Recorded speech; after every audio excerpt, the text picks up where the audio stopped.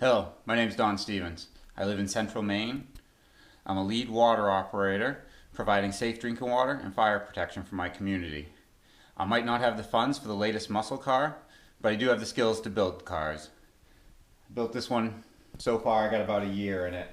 Just needs body panels. With my combination of thinking outside the box, never give up, and positive attitude, I'm a great asset to any team. As you can see, I don't exactly have the best weather to work with. I wish I had some dry pavement, but we're just gonna see what we can do with it. Gotta have some fun.